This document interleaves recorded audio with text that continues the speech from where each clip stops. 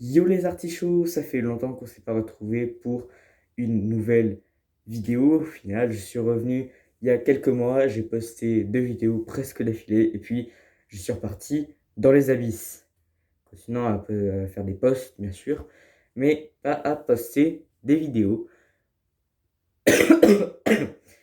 Alors, je tiens à vous prévenir, je suis malade, d'accord? Donc si vous entendez des petits ou des petits, c'est normal. C'est d'ailleurs cette fois, j'ai une bonne raison pour porter le masque, pour le coup. Mais voilà, c'est pas le Covid. Je vous rassure, c'est pas le Covid, c'est un simple rhume. Enfin, avant, c'est pire, maintenant, c'est juste un rhume, je pense. Bref, ça fait longtemps que j'ai pas posté de vidéo. J'en ai posté 2 il y a quelques mois et je suis reparti. Cette fois, je compte pas faire ça. Je compte en poster 3 pour puis repartir. Ou continuer à en poster si vous voulez. Mais je suis moins dispo parce que forcément, à cause de l'école, et ben, il y a des devoirs, je suis occupé presque tout le temps, mais maintenant je vais essayer de tout faire le samedi, comme ça le dimanche, je suis tranquille pour faire ce que je veux, c'est-à-dire faire des vidéos hebdomadairement. Alors, aujourd'hui, on va parler du sujet sur lequel tout le monde parle, du sujet sur lequel il y a des milliers de vidéos, voire des millions, du sujet, personne n'a pas fait une vidéo dessus.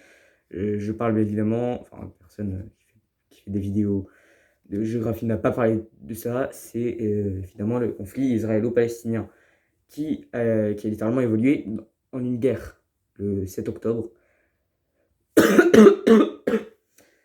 Donc voilà. Alors, déjà, il fait extrêmement noir. Donc j'ai allumé la lumière. Là, vous pouvez voir la buée sur mes lunettes, c'est magnifique. Et on va séparer ça pardon, en 5 chapitres, entre guillemets. Donc, je ne vais pas dire comment les chapitres vont s'intituler. Vous avez vu, le titre de cette vidéo, c'est Israël versus Palestine, qui est coupable, normalement. Et donc, on va commencer par le premier chapitre, les origines.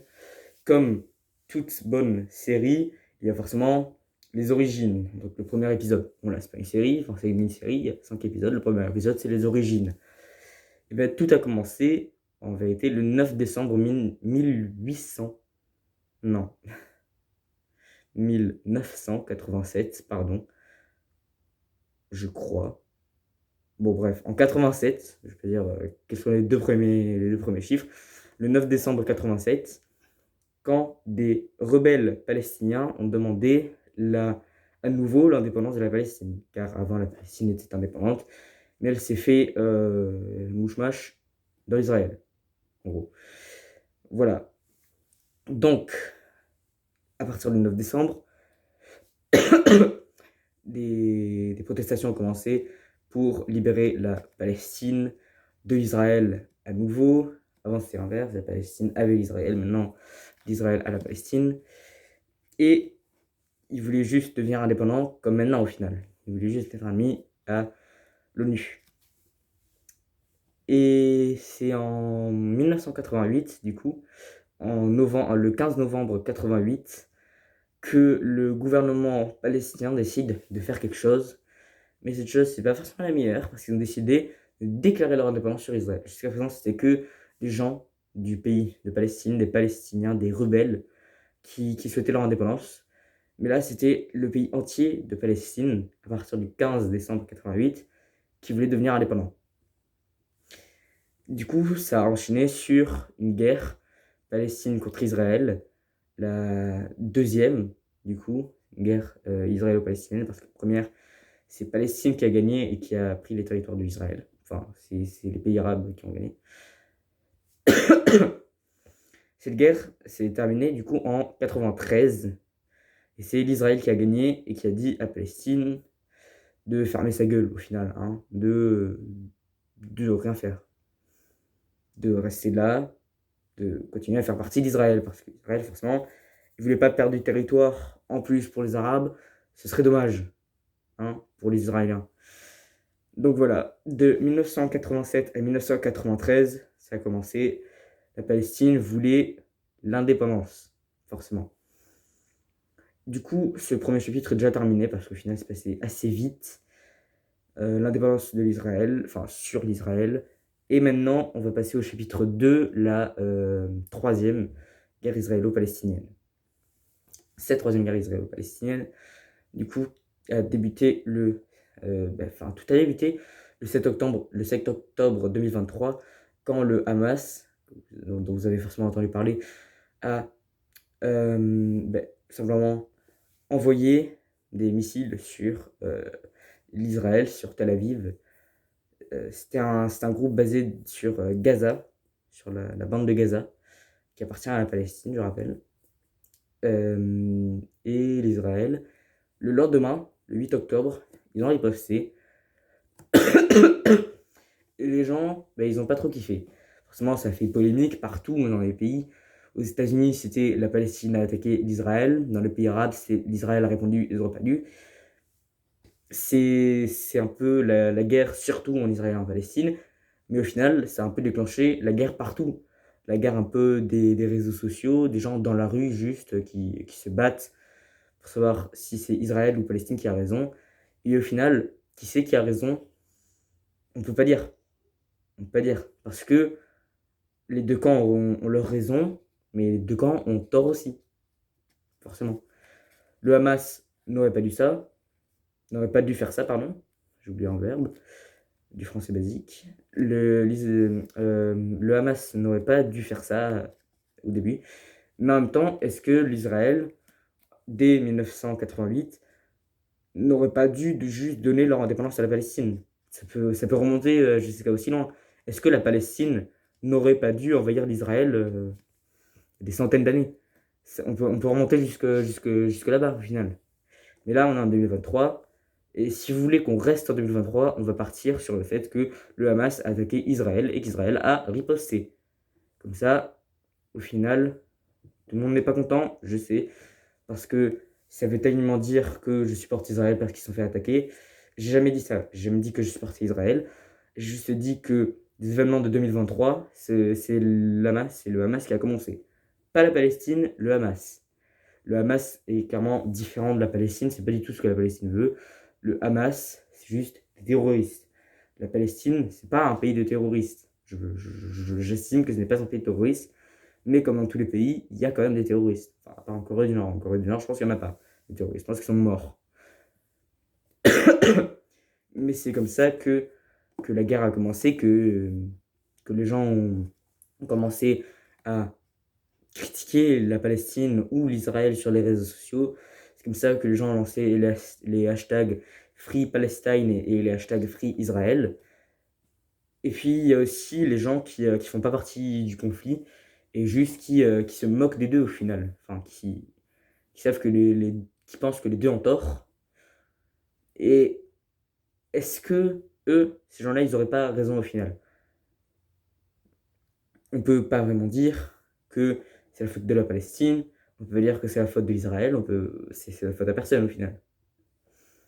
C'est la faute à personne. Mais dans cette guerre, au final, c'est comme la guerre en Ukraine, c'est un peu chaque pays doit choisir son camp. Même si c'est clair que les États-Unis et tout ce qui est OTAN, tout ça, ils sont potes avec l'Israël, mais ils viennent pas aider. Ça c'est clair. Dans le Moyen-Orient, dans la Ligue arabe, c'est plus compliqué. Ça nous amène au troisième chapitre, qui sera aussi le troisième joueur. Parce que dans cette guerre, c'est pas Israël contre Palestine, ou Palestine contre Israël comme vous préférez. En vérité, il y a un troisième pays qui s'est immiscé quelques semaines après le début du conflit. Et c'est passé à l'inaperçu. Parce que carrément, c'est un pays dans le Moyen-Orient qui a bombardé l'Israël. C'est passé complètement à l'inaperçu. Parce que tout le monde a estimé que c'était la Palestine. Mais non, c'était un pays qui était déjà en guerre civile même, et qui était déjà bien dans la merde avec la guerre, et qui s'est dit qu'il allait s'en infliger une autre. Parce que pourquoi pas. Ce pays, c'est le Yémen. Le Yémen, ils ont décidé d'attaquer l'Israël en même temps que la Palestine, pour que l'Israël soit moins fort et qu'il cède au pouvoir de la Palestine et de la Ligue arabe. Ça n'a évidemment pas marché, parce qu'après les premiers missiles, ils ont décidé que leurs problèmes étaient bien plus importants que ceux de Palestine et Israël. Donc, même si techniquement ils sont toujours dans la guerre, parce que Ils ont choisi un camp, ils ont attaqué. Ils peuvent pas juste dire on arrête comme ça. Ça marche pas comme ça, ils sont toujours dans la guerre. Hein. Donc techniquement, ils peuvent renvoyer des missiles à chaque personne. Mais voilà, donc le Yémen fait techniquement partie de cette guerre aussi. Après, on se dit que, quatrième chapitre, c'est en gros la Ligue arabe pas unifiée.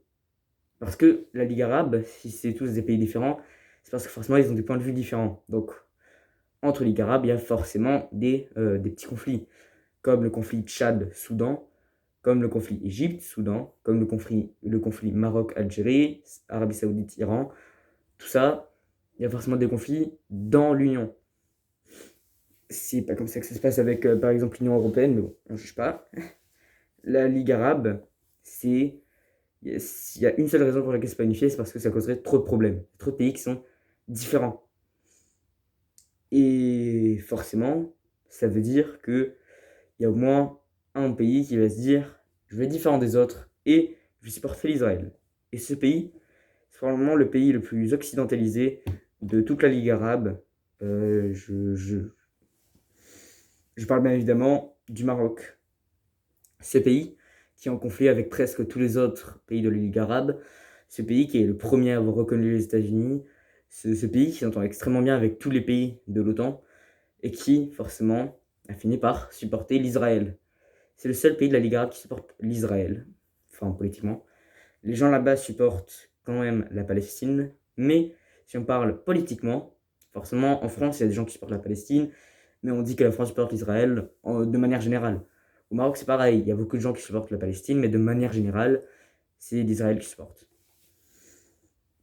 Le Maroc ne s'entend pas avec l'Algérie. Le Maroc s'entend avec les ennemis un peu de tous les autres pays de la Ligue arabe, donc États-Unis, Union européenne, tout ça. Le Maroc ne s'entend pas du tout bien avec la Russie, qui supporte la Palestine. Donc, forcément, au bout d'un moment, le Maroc s'est dit tout porte à croire que je supporte l'Israël et je suis pas contre. Donc, au final, même dans ce qu'on pourrait croire, en fait, on sait quel pays supporte qui, ben, pas forcément, parce que au final, même la Grèce supporte plus la Palestine, alors qu'ils font partie de l'OTAN et de l'Union européenne. Donc, même dans les unions, on se dit tout le monde supporte le même pays, eh ben, pas forcément. Et c'est pour ça que ces unions, ben, c'est pas un seul pays. Mais au final, le cinquième et dernier chapitre, oui, cette vidéo est courte, c'est du coup la question principale de la vidéo, qui est coupable? Est-ce que la réponse, forcément je veux dire que la réponse c'est soit Israël, soit Palestine. Pour moi, la réponse c'est soit Israël et Palestine, les deux, soit personne n'est coupable. C'est vrai que d'un point de vue politique, tout le monde penserait que c'est Israël et Palestine les fautifs, parce que la Palestine a attaqué Israël, Israël a attaqué la Palestine, ils n'ont pas donné leur indépendance, la Palestine a re-attaqué Israël à cause du Hamas. On ne sait plus qui sont les méchants, qui sont les gentils. Mais peut-être qu'il n'y a pas de méchants, il n'y a pas de gentils dans cette histoire au final.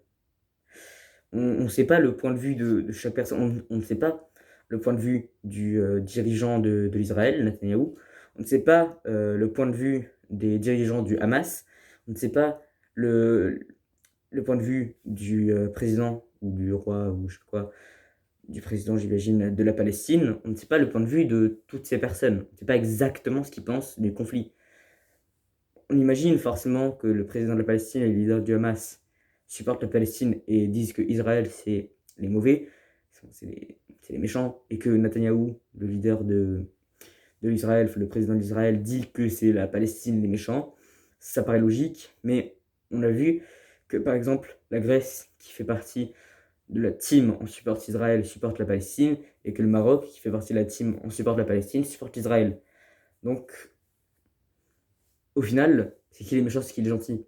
Même Israël et la Palestine, peut-être qu'ils savent pas.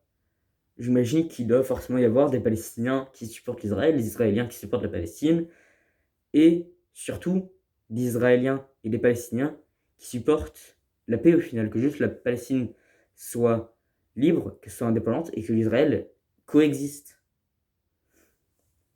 On penserait que c'est ce que tout le monde veut, mais il y a des gens qui veulent que Israël prenne la position entière de la Palestine, que la Palestine prenne la position entière de l'Israël. Et au final, je pense que ça résoudrait encore plus de problèmes. Alors que si juste Netanyahou disait, et si on donnait l'indépendance à la Palestine comme ça, je pense que déjà ça résoudrait énormément de problèmes dans Israël, énormément de problèmes même dans les pays du Moyen-Orient, je dirais. Je pense que la Palestine, du coup, sera un pays déjà beaucoup plus appréciable par tout le monde, qui aurait beaucoup plus de liens avec les pays de l'Union européenne et même avec les États-Unis. Parce que si l'Israël et la Palestine avaient des relations diplomates, au final, personne n'aurait de problème avec. En fait, il y aurait personne qui dirait moi je supporte l'Israël, moi je supporte la Palestine, moi je supporte le pays arabe, moi je supporte le pays pote des États-Unis. Parce que tout le monde serait pote au final. Les pays arabes ne seraient pas séparés du reste du monde qui est complice. Tout ça à cause de deux pays qui se sont dit on va faire chier le reste du monde avec nos petites histoires de gamins. L'Israël, la Palestine se battent comme des enfants.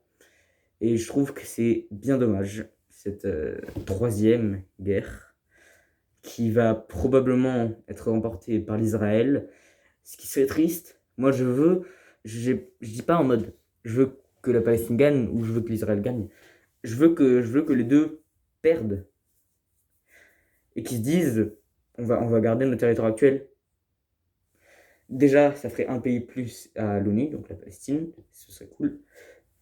Ça permettrait peut-être à d'autres pays, limite, de gagner leur indépendance.